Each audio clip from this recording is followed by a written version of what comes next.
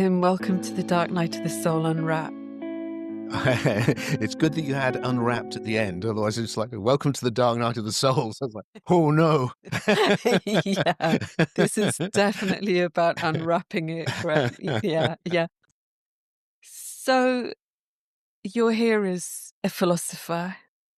You've not been through it yourself, as I understand it. Not in the way that people often describe it as a critical moment of spiritual challenge, which then leads to a radical transformation, a single event. My key transformatory events were not through crisis. Right. So I thought what would be useful to do with us today is to begin to build some sort of philosophical scaffolding around the Dark Night experience. I'm wondering, first of all, you've been exploring the big existential questions for many years now. What first drew you into that terrain? I was a child and I was having this experience of being alive and I didn't know what it was. I could see suffering in the world. I could see that all of the grown-ups were ignoring the question of what this is. What is this? And I just found myself asking questions. And they went very deep, and that was very early. So that would have led to my first transformative experience, kind of awakening experience, you could call it. But it wasn't a full-on crisis, but it was existential questioning. Like, what is this? What is this? I remember being with my father, even younger than that, was around 12, late 12, almost 13. And but I remember even younger, walking with my father and asking these questions, and him saying this. I can still hear his voice. Well, Timothy, greater men than you or I have asked these questions and not come to any conclusions. And my feeling was, well, that can't be true, can it? Because life is such a big question. There must be something that answers it, and I'm going to find it. And that's what propelled me to do this. And I do wonder, one of the reasons maybe that I haven't had that same emergency, although I've had plenty of suffering and dark times, but not that same explosive spiritual emergency, is just simply because it started so young, so that it was spread out into smaller events. Yeah. I thought it would be good to say a little bit about what we understand philosophy to be for people who think of it purely as a sort of an academic exercise. And I think you've just partly answered that it is the asking of these deep and fundamental questions about what all of this is and who we are, how we should live. What for you makes it useful in relation to these big life events? Well, the word, which is allegedly coined by Pythagoras, means love of wisdom, Philo Sophia, or love of the goddess of wisdom, even Sophia. It's love of wisdom, and philosophy is about really being able to reflect on what this is and what we should do with it. And the reason that it's got my attention is that every morning when I wake up, here it is, that I'm having this same experience of being a human being. It's always different, it's always fresh, but it's always here. And what the hell is it? And what is death? Why is there suffering? What can I do about it? How? And then it expands. Okay, so then I can be going about my daily life as if what matters is I got to get this list of things done, and I have got to get that list of things done, and then bang, something can happen, and I'm catapulted into a completely different state where it feels like, oh, now I feel like I'm communing with a great loving intelligence. Where did that come from? And what's that? And so forth and so forth. Or what was that first awakening that happened when I was 12 and has been recurring ever since? So the philosophy, everyone has one. It's just most of us have it unconsciously. It's just our conditioning. And your conditioning gives you It gives you the categories with which you can discern the nature of what's happening to you. So that, and you don't even know you've got them. All of us, we get given them as kids and we think that's the way it is. It's not the way it is. It's the way that we're discerning the way it is, which is why if you know history, which is a great thing to do, you can, or now even, you can see that people in different cultures at different times have discerned the nature of reality radically differently. And that's not an abstract thing, because how you discern it governs your experience. For example, I just mentioned a vast loving intelligence. Well, that's traditionally known as God. And if you discern it, it's a very different experience to live your life in relationship with a vast loving intelligence than it is to think, no, you're a clever monkey clinging to a rock here for a few decades and then nothing. It's like, that's a very different experience of being alive. Will come from those two views. Doesn't mean one's right or wrong. It just means, oh, this is pertinent. It's not abstract. It's absolutely central. And the spiritual emergencies, which you've been exploring, I suspect are often when those questions suddenly erupt and there's an existential crisis for some reason. And if they haven't been addressed before, they will be huge. And also when your current worldview collapses, whether your worldview is just a basic, I'm just going along with the conditioning of everyone else, or you may be a Christian, for instance, and have great faith, and then, hang on, why has God given my child this awful disease? And then suddenly your faith is cracked and you're in a crisis. Absolutely. I mean, there's already so much in there. I just wanted to add a couple of things that I discovered about philosophy when I went back to university a few years ago and did a master's. One of which was this questioning isn't done in isolation. That there's there's a kind of dialogue going on that's been going on for several thousand years within philosophy about all of these questions. And for me, that set the scene for me being able to not only question more deeply, but reflect on other people's questioning and answers, and also to change my mind. And you were saying just before we began how massive a change of mind you've had over the years. Is there anything more to say, do you think, about that change of mind? Because it does seem to underpin what you were just saying about the Dark Night, which is that there is this intense crisis of meaning where everything that we've held to prior to that starts to just crumble, fall away, burn up. And I think one of the things that I think, looking back on, certainly my experience of it, was that at that point, because of the intense crisis of meaning, we're moving from seeing what I think of as often as a static paradigm. You know, things are like this. This is how this works. This is what I am. And we're sort of shoved out of that static paradigm into something much more dynamic, you know, kind of dynamic unfolding.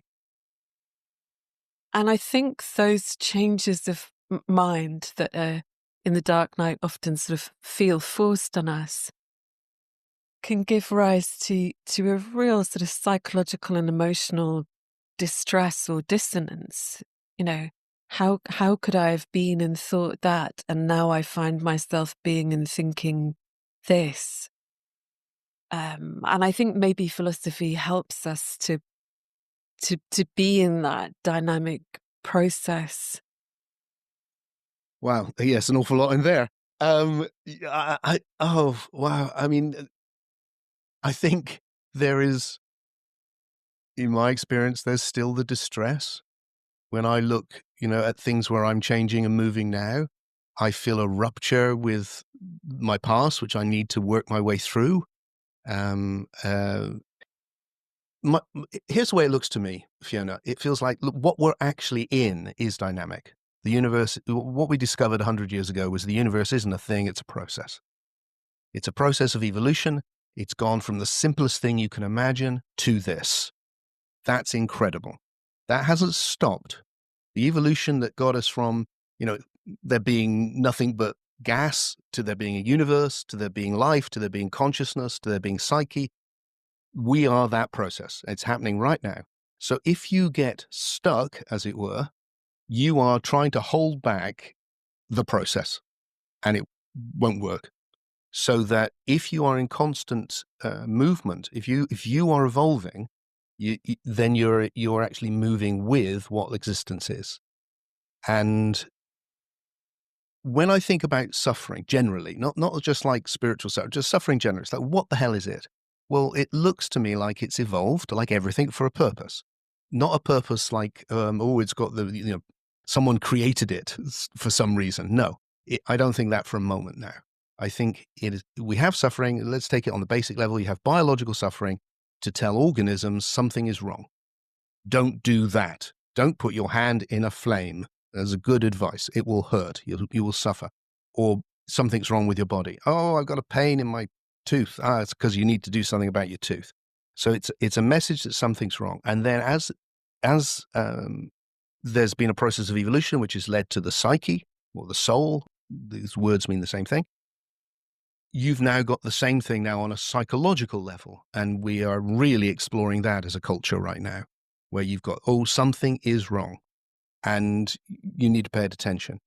And then I think of spirituality very simply now as going, what do I mean by, a spiritual experience, for instance? What is it? Well, I would say in its essence, it's when you have an experience where you go, there's more going on here than just my socio-biological existence. There's another level of this process of evolutionary emergence as well.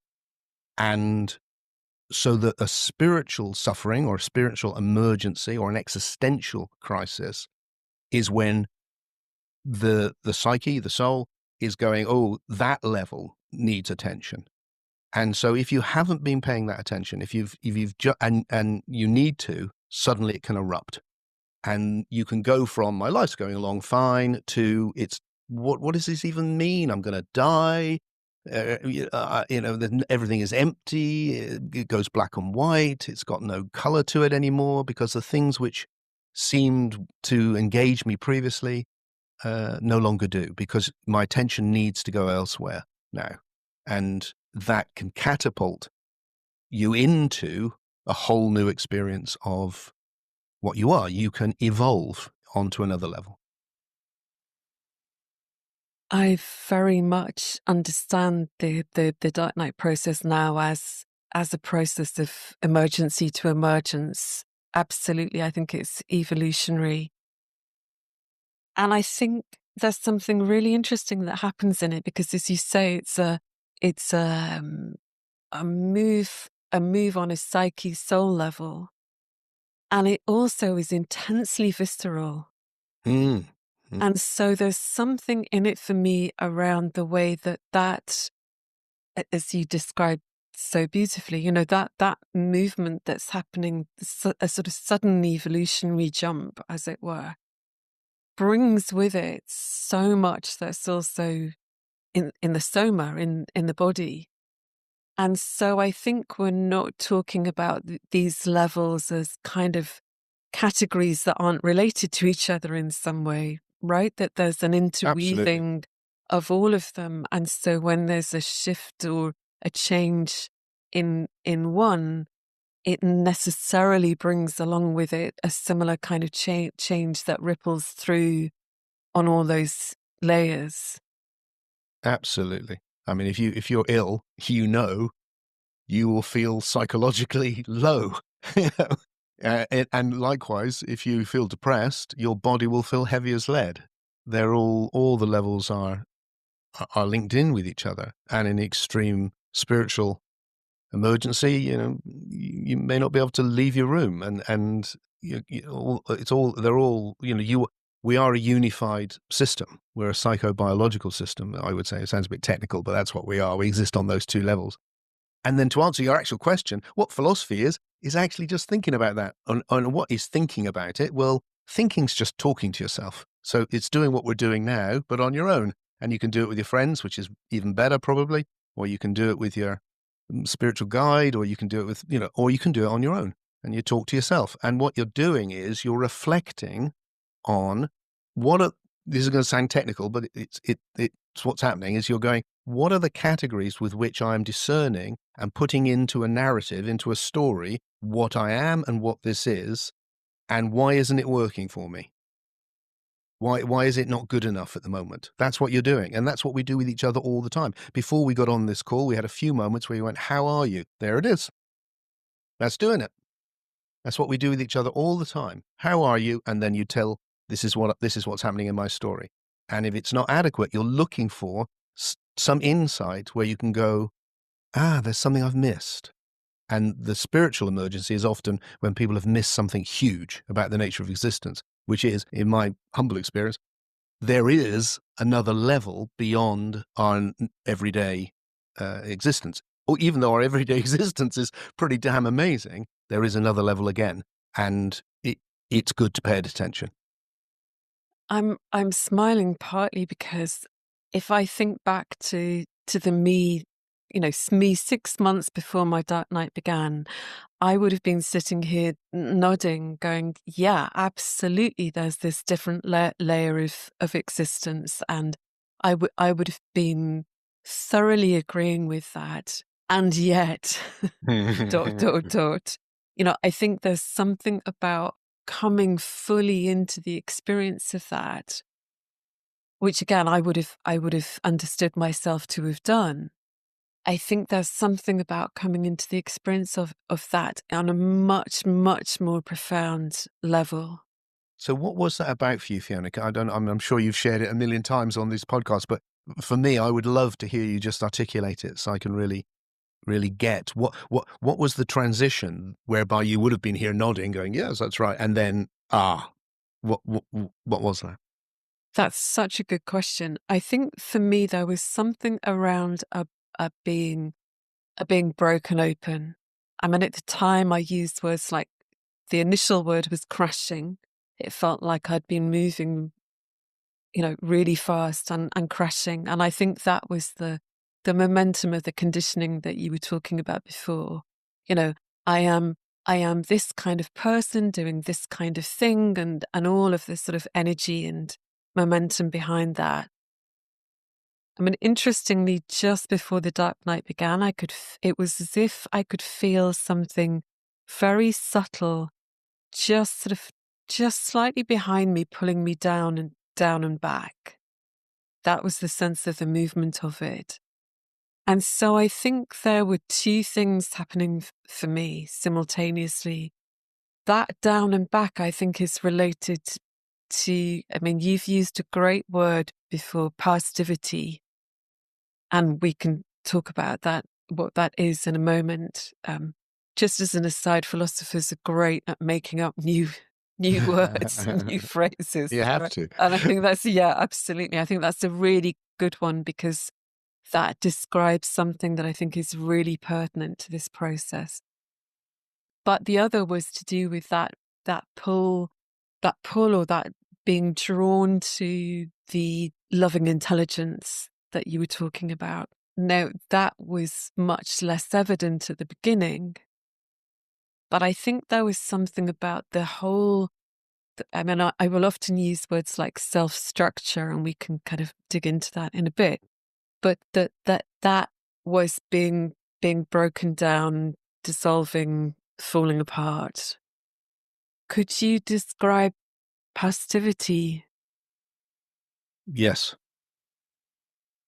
So the idea there is, it's a very big idea, but I'll focus on what we can use here, which is that simply we're in a process. Have a look.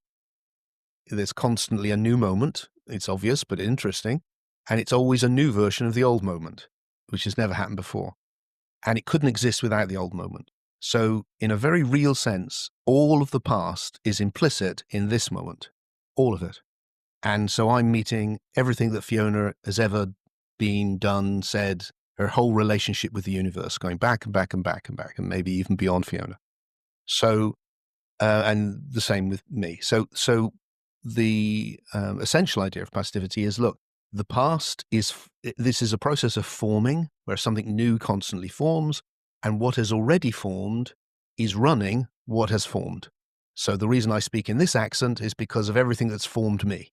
The reason I move my hands like this is because I've got a funny habit which I've developed at some point. The reason the table's staying the table is because of the nature of the table. The reason the air is the air. Everything is being repeating the way it's been before, but in a slightly new way.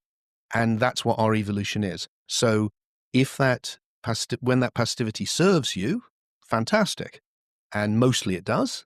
Like I'm making these funny sounds right now, and you're able to understand meaning through them because of our passivity. You've learnt to unpick these sounds, and I've learnt to say them. But also passivity can not serve you, that it becomes, like you said, a limitation. It's not adequate to the nature of the evolving life. It's just not. And then we need to break out, and that's the structures. I would say a good name for what you call the structure, which I like, is, well, that's the passivity algorithms, if you like, that run Fiona. And they can conflict. That's another thing that happens a lot. You have one thing here, which is going, this is the nature of life. Then you have another part going, no, this is, and then you've got conflict, and there can be lots of that in the psyche, and that leads to crisis. Just to say, I like the fact that Pastivity, which is a combination of past and gravity, has that sense of weight to it. And I think that's something that often in the dark night, there's an eruption of the past into the present, into now, in a way that is far beyond the mechanisms of what we often call mind. It's far beyond the control mechanisms, and whether that's past trauma or other, the weight of the past is suddenly viscerally present in the moment. And I think it would be good to touch into time a little. In the dark night, there's often some weird things that happen around time, partly because of what I just said, that the past can be here so vividly and viscerally, but also because time itself seems to speed up, slow down, do strange things. And as we know, and I know this is something you've touched on a lot, the exhortation is usually, be in the now, be present. And I've been thinking a lot about that again recently, and how for me, that's a weird kind of misunderstanding of past, present, and future in these separate silos. And somehow that if you just don't think about the past or the future, they will somehow not be here.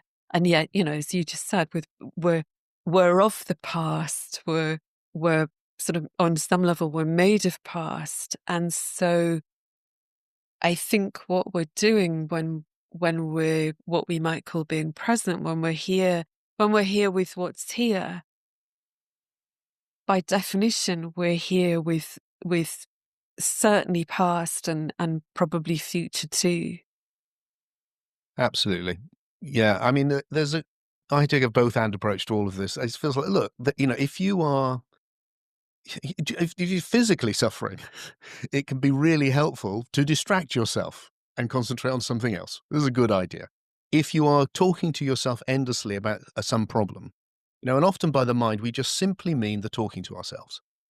And like any conversation, it can be rubbish, it can be repetitive, or it could be deep.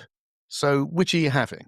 And there's not good or bad, is it? Conversation's great. But just, if you sit next door to someone on the bus and they won't shut up, it gets a bit irritating. And if you're like that inside yourself, it's just like, Tim, stop it now. Well, one of the ways you can stop it now is by bringing your attention into your sensation, for instance, your breath or being present. So that's all good advice. But the idea that you've got away from time is like you said, just nonsense. This is time. This is this process. And I'm thinking it might be helpful to the conversation to share what I do experience, because it's regular for me. It's like a lot, which is, especially now, since I've been in my 60s, probably most nights I wake up in the middle of the night, say about 3, and I'm with my life. And it's hard often, because it's like a reevaluation of who I've been from this perspective of who I am now. Now, I'm pretty lucky. I haven't killed anyone. I haven't done any really terrible things that I'm aware of. But nevertheless, my own foolishness leaves me completely like stunned. And it's not. I used to think, Fiona, you hear people, I've never had a near-death experience, but I know lots of people who have, and they describe this, I saw my whole life, and I've kind of had this naive thing of, oh, that sounds amazing, doesn't it? See your life and everything. Now I think, oh, Jesus. I better get ready for that now, because it's going to be a damn shock if I'm not. So there's that kind of reevaluation where you're living with it, and I feel like I need to keep entering into that. And it changes me because it changes how I see my past. And like I said, that can create a rupture. And then I need to be able to be with myself as well, and all of that. And then the other thing which seems pertinent, which you may relate to, and I do get this a lot, because you talked about it, it's like most of what happens to us we're not conscious of. Let me speak for myself. Most of what happens within me, I have something happen, I go, what's that? What's happening to me? I don't just know. I don't know biologically. Oh, I don't feel very well. I don't know why. It happens to me psychologically. Oh, I don't feel great. I don't know why. And I have to discover it as best I can. Something that I'm doing philosophy to do this pod book, in which I'm exploring this new philosophy, which has been the last 8-12 years developing. And it's going on every day. And that requires me to really ask and ask and ask and ask and ask and ask. So that's my job. I know everyone doesn't need to do that, but that's me. What happens to me regularly is it's going really, really well. And then one day I wake up and I can't do it. And I feel, and I don't know what, am I not well? Am I a bit depressed? What's wrong with me? I can't do, and I can't do anything. It's like, I can't even go, well, I'll have a nice day instead. Like, no, nothing. I'm like almost like depressed, or just, and what I've seen so many times now is that the next day, bang, I'll have a whole lot of new insights, and the whole thing will jump forward to the point that, not always, but often, it feels like, oh, what's happening here is that my unconscious processing, which is nearly all of it, is now it's like my computer. It's like you sit on the computer. It's like, God, it's going slow today. And it's because in the background, it's doing this deep processing. And then the next day it goes, bing, here you are. You asked a question. Here's the answer.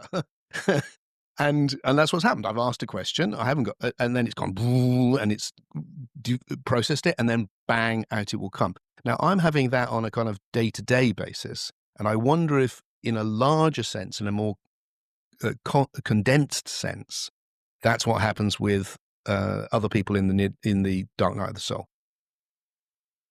Yes, I think in short, I think that's absolutely part of what's happening for me in the dark night. It was, again, I mean, I use the word visceral, multiple times a day, but there is something about the intensity of the way that reckoning is going on in the dark night. It's completely unbidden.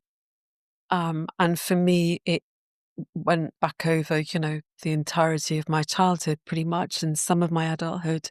I've also experienced what you just described, with that kind of reevaluation process that's going on. That started when I was around maybe 10 years ago, 9-10 years ago. And I think there's something in this and in the dark night that when our ideas about ourselves are falling apart, it's often deeply humbling, right? Oh That we're God, facing this absolutely. foolishness and insanity and Humiliating might even be a better word. yes, absolutely. I mean, Humbling sounds a bit horrible. I mean, for me, certainly a deep sense of shame in the dark night. Yeah. And I think there's something about the way that hadn't happened before, again, because of this self-structure or whatever we want to call it. I think that forms originally partly to keep us out of the pain. We were talking about the suffering before, and I think Okay. part of the way that the persona develops is to try and protect us from pain, both to stop us from feeling what's already there and to try and protect us or defend us against further damage. which is why I think it's so intense in the dark night when that breaks down. The Right. defenses start to fall apart, Right. and we're faced with what to ourselves and often to society looks like complete failure. I think the other thing that I'd add in this is that activity of asking questions is so profound in itself. I mean, I think there's something about that act which you do in your way. I spend my day with people, asking them questions, and obviously do that with myself. I think we have to be in that territory asks us to be maybe not comfortable, but prepared to entertain uncertainty, right? And I think there's so little encouragement for that out in the world, there's an expectation that we be certain about things. So in the dark night, that being in that space of I don't know is so, I mean, is what happens anyway, but also really helps when we're able to say, I just don't know. Every question is actually saying, I don't know. It wouldn't be a question otherwise. Otherwise, you're just making statements. So that to have an open system as opposed to a closed system is absolutely essential. And it feels like the more you cultivate an open system, the more you can move through this process of evolution in a way that doesn't necessitate a complete breakdown, doesn't necessitate all those things, because you're able to spot the things where you're discerning it and making sense. You're sensing and making sense of everything. So when the making sense isn't as good as it needs to be, if you can spot it early, then you can adjust it like anything else. And if you don't, then like you said, one day you wake up and the whole thing has collapsed. A bit like if you got a building and you keep, if you paid attention and make sure you keep it up to scratch, and it will keep falling to bits because that's what things do, and it will need repair and movement and change, and then it's much more likely to carry on. But if you don't, then one day it probably will fall to bits. And and the good side of it is you can then rebuild it in a whole new way, and that's fantastic. And that, there is a great side to that. I love that. And I think that brings us on to, I mean, I was going to use the word ontology, but Mm. could you give us a quick description of what we mean by ontology? Well, ontology just comes from the Greek for being, and it just means what exists. It's like, what do you think existence is? What is this universe or us?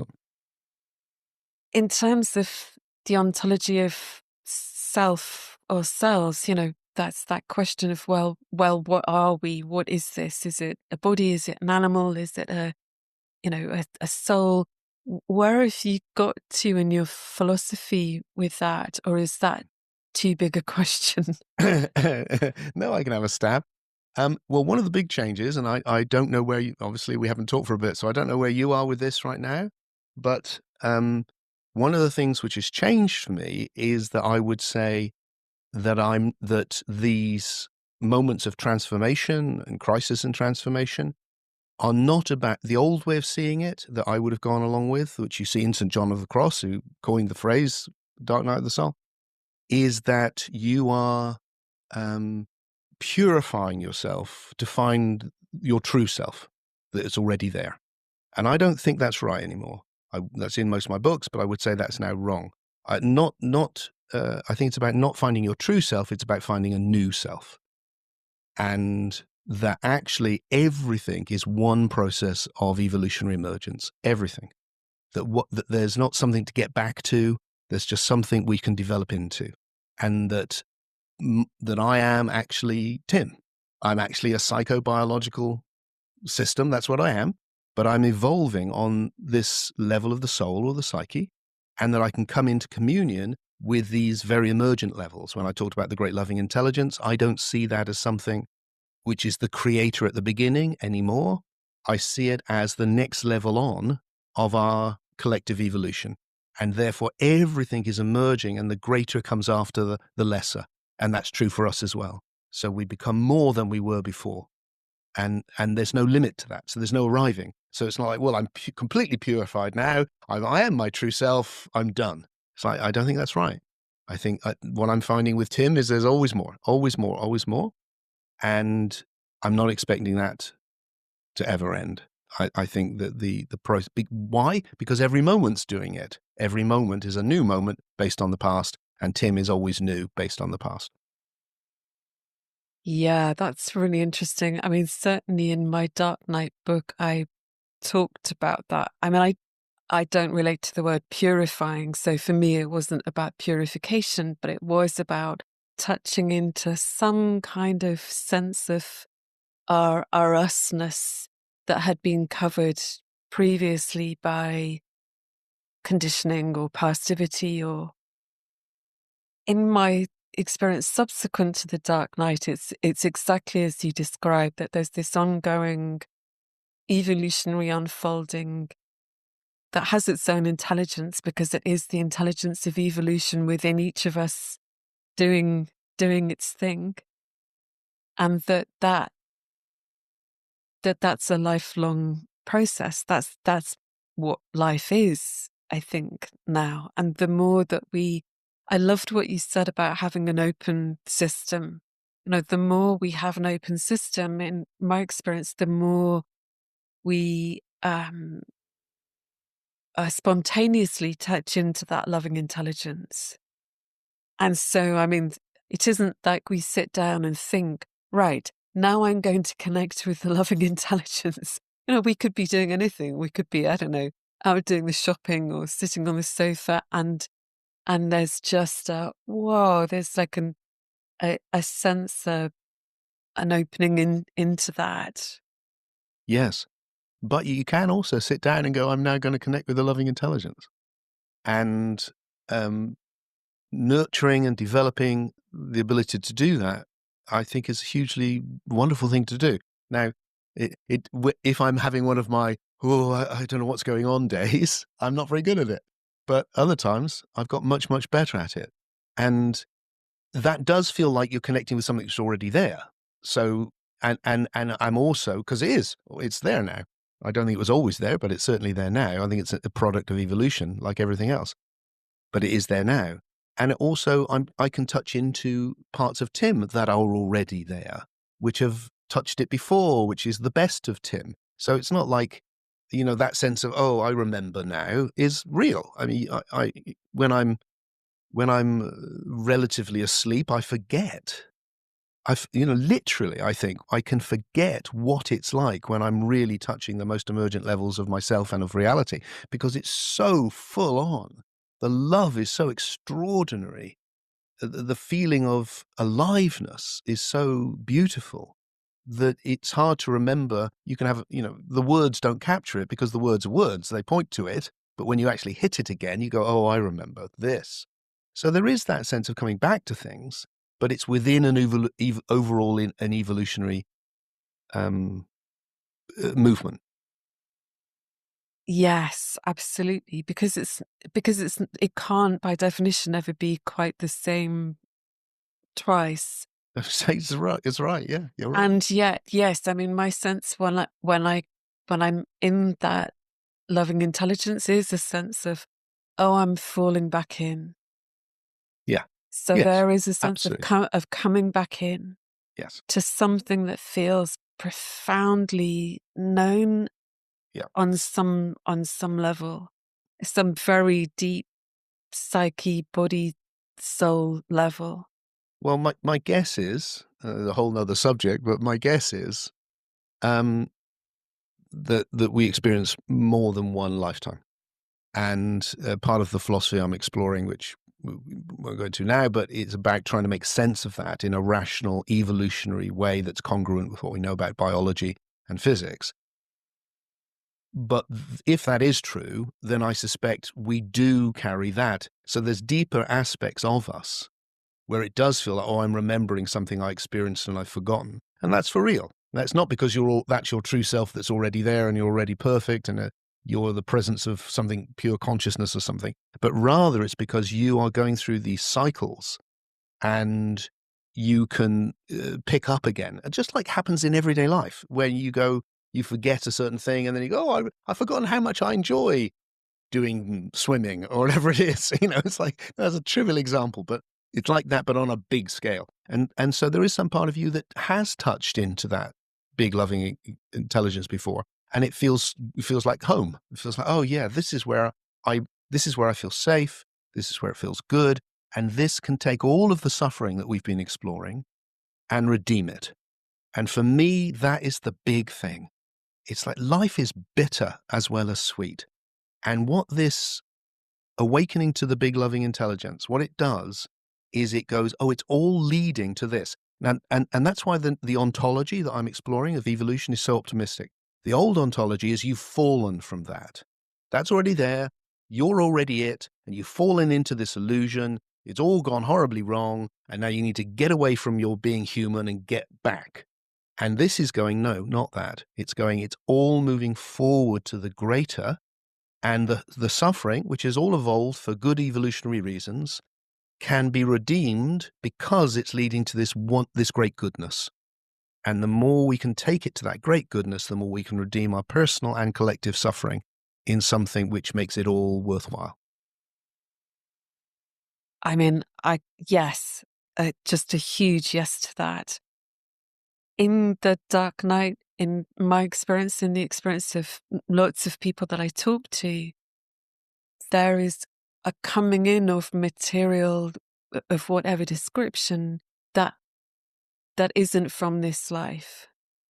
So, and that isn't because we've had pre-existing beliefs in there being past lives, or, it's just come in the same way that, I don't know, childhood memories and feelings have come in. Things have come in from other places, other times.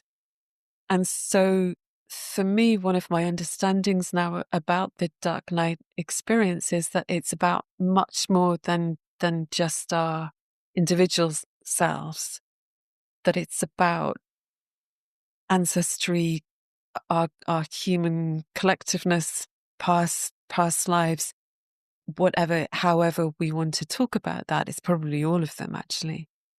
That there's a sort of critical point reached in all of that, in that life at which this needs to happen. And, a lot of the language is around, say, a dam bursting, or, there's this sense of being at a point at which the structure can no longer hold what's pushing against it. And what's pushing against it is flow, is movement, is water, to use that analogy. And I think that fits with what you were just saying about, I love what you were saying about it being redemptive, because I think the dark night is fundamentally a redemptive process. Yeah. We might go into it feeling like, it's catastrophe and, Yeah. thinking that we're broken and irretrievably damaged. But in fact, I think it's amazingly and beautifully redemptive. And within it, often there are moments, sometimes fleeting, but moments of experiencing what you were describing as moving towards, again, this loving, beautiful intelligence. And so we know that it's more than the sum of the parts. There's an innate sense of this being something. This isn't just unremitting suffering. It's suffering in the service to a much greater redemption than we can possibly imagine in the early days of it. Absolutely. Beautifully put. Love is suffering. I remember when my daughter was born 25 years ago, and holding this little girl in my arms for the very first time and thinking, oh God, I'm in trouble. Because if anything happens to this little girl, I am going to suffer. And that's still going on 25 years later. And going, okay, I will suffer then. I make that choice. I could detach. I could say, I have no attachments. I have been meditating enough. I just no, damn that. No. I'm to enter into life. And so that collective thing that you brought up, I think that's so deep, Fiona, because I would say a lot of the suffering that I get, I've got a pretty lucky life. I haven't had my fair share. I've had less than my fair share, but I've had plenty of, bad things happen, and I know they're hard. But the thing which overwhelms me is the whole world is like it. It's like when people say to you, you're having a hard time, and people go, well, it could be worse. Look at what's happening over there. And you just think, no, that doesn't make it better. That really makes it worse, because all of this terrible. And so the more you expand, the more you start carrying all of that. And the place you end up is not, in my experience, somewhere of you're just joyous and happy. There's moments of that, thank God. But it's actually a very expansive place of love where you're carrying the bittersweet nature of existence and of your own life. And that's where it gets redeemed into that. And it is, like you said, I loved it when you said the Dark Night is a redemptive process. I think that nails it. I think that just absolutely nails it.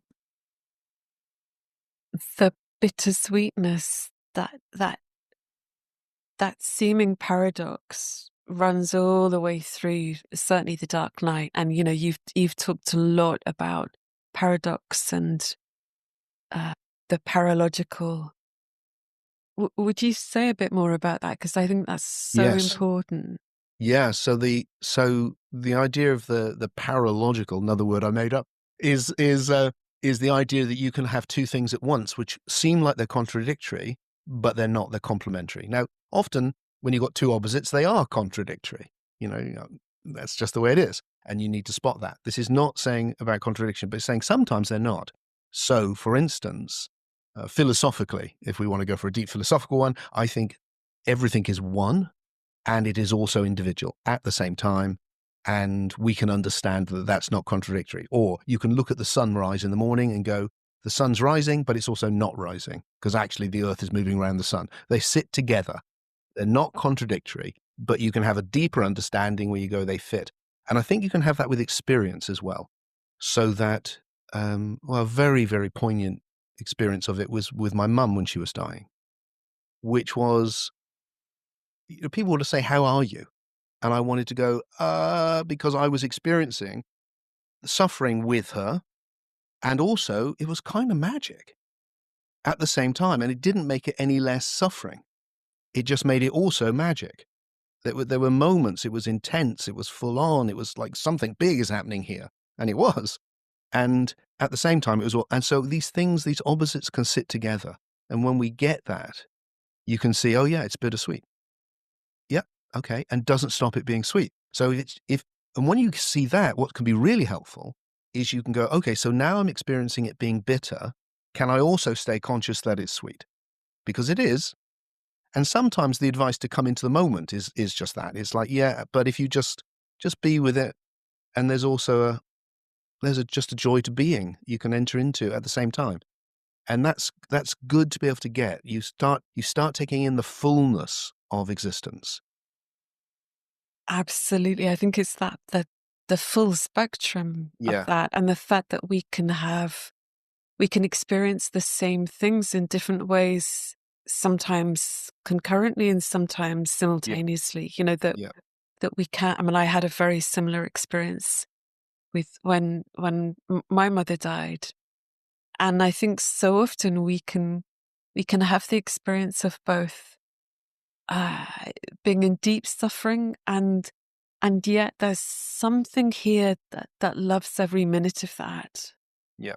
And it isn't because we're putting some sort of gloss on it. I think when we touch into that place of bittersweetness, there's a deep love for all of it that isn't conditional upon its nature, in a way that there's a love of life and living Yes. in all its shades, and that isn't dependent on having a good time or being free of suffering.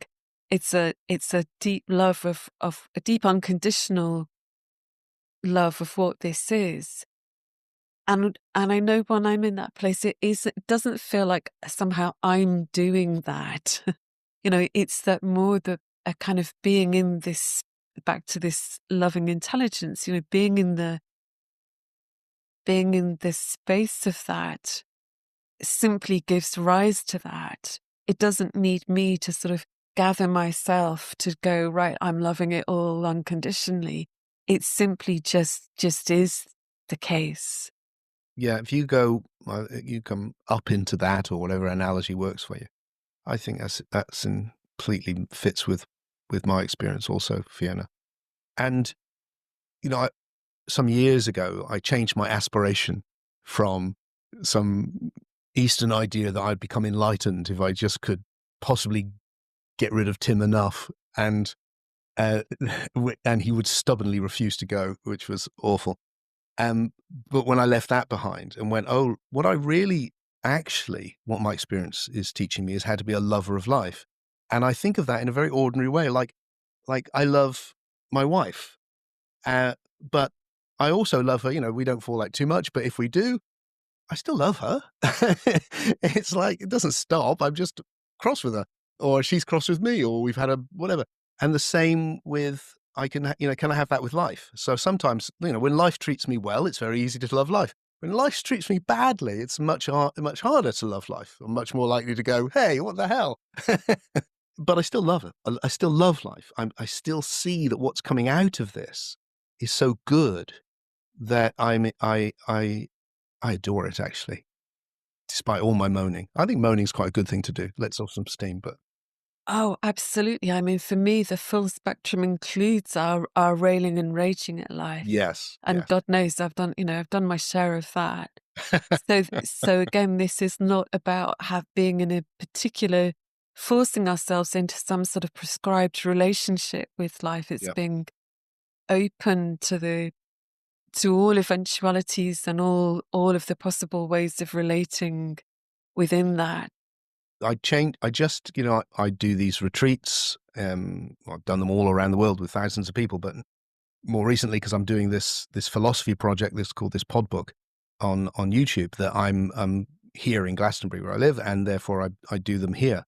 And I've just tried to change the name that I give them because I wanted to capture this. So I've just tried experimenting and calling it Big Love in a Bittersweet World, because that's what I want to get across. I want to look, you absolutely, I think it's, my experience is nearly everyone who goes through a process like the one I do will experience that big love at the end of it, and it will blow you away. But let's do it not in the context of like, oh, I got high for a weekend, but let's do it in the context of, it can help me enter into this bittersweet life and love it in its fullness, and enable us to evolve, to carry on the journey, and to accept that it's going to head, every life has a tragic curve. It's going to end in probably illness and death. So it's like, let's get the hang of that now, and make the most of it. I'd love to have you come back for another episode to talk about death, if that's possible, because I think that's incredibly important. And I don't want to sort of mention it and then not come back to. I would always be delighted to have a conversation with you, Fiona. Fantastic. It's a lovely thing to do, and deep thing. So just before we finish, what was coming to me was in the End of the Dark Night book, I say something like, I wouldn't wish it on anybody, and I'm so grateful to have gone through it. There's the bittersweetness again. For anybody who's going through it just now, is there anything you'd like to share or offer? The great, the challenge of that always is not to offer something glib, something which, it sounds wise, but really, it's because if you're really going through it, it's hard.